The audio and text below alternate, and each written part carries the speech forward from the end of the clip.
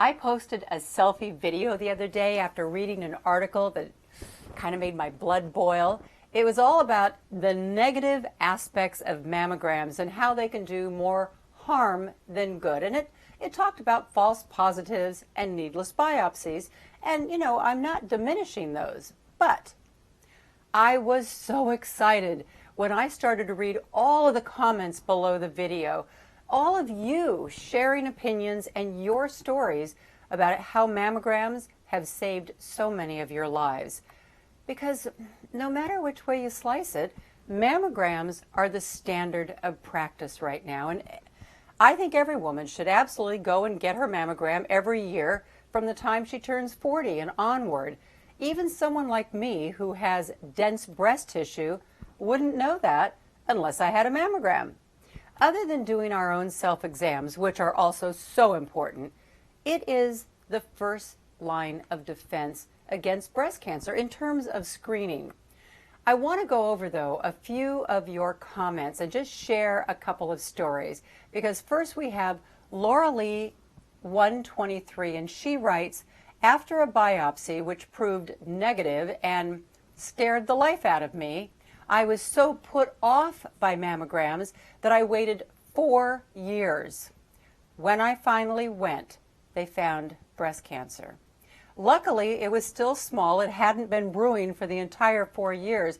I couldn't even feel the lump, and neither could my oncologist or my surgeon. I could kick myself for waiting that long. That mammogram saved my life. Well, this brings us back to the main message here. Don't wait to get your mammograms, even if you have a false positive. I mean, really, isn't that better than a false negative? Isn't that better than missing your cancer altogether? Medicine isn't perfect. There is always room for human error in radiology labs, in surgical rooms, and any other doctor office you visit. But just because you might have something checked out that turns out to be nothing, does that really mean you would not get checked out altogether? I don't think so. And Laura Lee, thank you for sharing your point of view here. You waited 4 years to get that mammogram, and thank God, though, that you went back and you had your cancer found. Who knows what would have happened if you had waited another 4 years.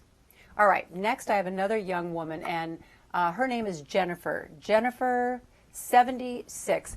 Jennifer says, I'm 38 years old with triple negative stage 3C, and I am on my 12th round of chemotherapy. I think that the baseline should actually be moved back to 30.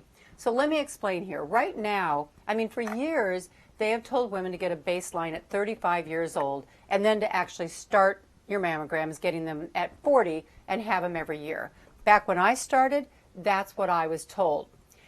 These days, I must tell you, there is a lot of general thinking that maybe you shouldn't get a baseline at 35 because maybe that's too soon to start getting that kind of radiation, that maybe you shouldn't start until you're 40. So I think it's becoming more kind of the standard of practice, frankly, to advise women to get their first mammogram at 40. But what we're hearing here is a young woman saying, wait a minute, there are so many young women getting breast cancer. I think we should start getting a baseline at 30, just to find out, like, where do you stand to try to start then making decisions as you get older.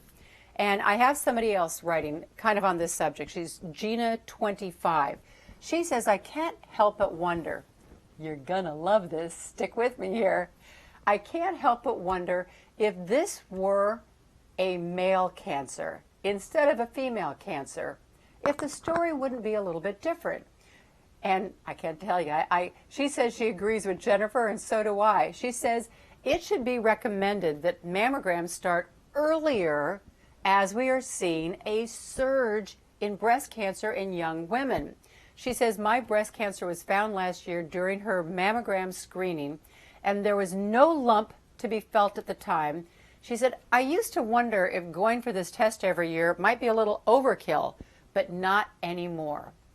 Got to tell you, it brings up a whole other issue, and I know that my daughters and I, we always speak about this so often. There are just so many studies out there and articles that talk about how mammograms can result in false positives, which are, quote unquote, raising the anxiety of women.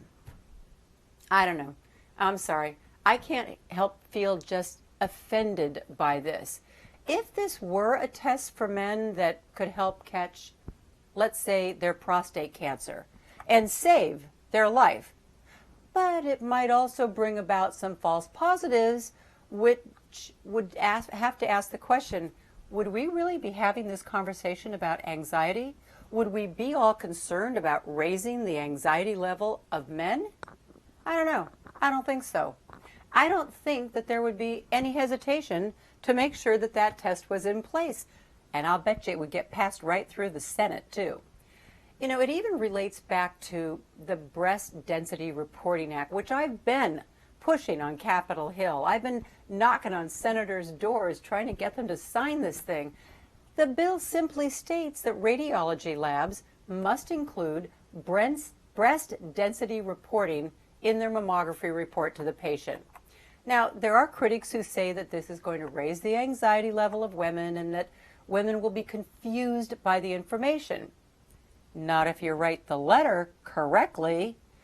To me, I don't know, it feels like it's taking 10 steps back instead of moving forward with just a more efficient model of women's breast health care.